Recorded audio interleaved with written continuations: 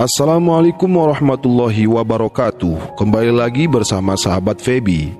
Kali ini kita akan membahas tentang asal-usul penamaan Banten. Sebelum kita lanjutkan videonya, alangkah baiknya teman-teman tekan tombol like dan subscribe channel ini agar tidak ketinggalan notifikasi video selanjutnya. Nama Banten ternyata memiliki beberapa arti yang berbeda-beda. Salah satunya adalah Katiban Inten yang berarti kejatuhan intan. Asal kata Katiban Inten ini dilatar belakangi oleh sejarah Banten yang ketika itu masyarakatnya menyembah berhala, kemudian memeluk agama Buddha.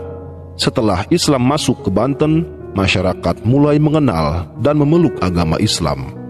Masyarakat Banten yang memeluk agama Islam inilah yang digambarkan seolah-olah kejatuhan intan.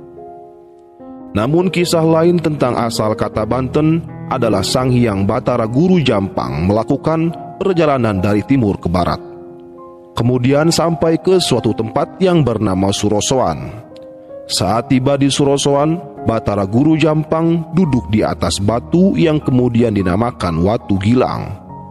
Batu tersebut bercahaya yang kemudian dihadiahkan kepada Raja Surosoan. Diceritakan oleh sejarawan bahwa Surosoan dikelilingi sungai yang sangat jernih airnya, seolah-olah negeri ini diitari oleh bintang biduri. Surosoan dilukiskan sebagai cincin yang diemban dengan intan atau disebut juga Ban Inten, yang kemudian menjadi nama Banten. Namun cerita lain menyebutkan bahwa Banten berasal dari kata bantahan, dikarenakan masyarakat tidak mau tunduk pada peraturan yang telah ditetapkan. Aturan yang dimaksud adalah aturan yang dibuat oleh Belanda. Terlepas dari kisah tentang asal-usul nama Banten tersebut, kata Banten muncul jauh sebelum berdirinya Kesultanan Banten. Berdasarkan hasil penelitian Balai Pelestarian Cagar Budaya Provinsi Banten yang dilakukan di Banten Girang, telah ada pemukiman di daerah ini sejak abad ke-11 hingga 12 Masehi. Bahkan pada abad ke-16 Masehi, daerah ini berkembang pesat.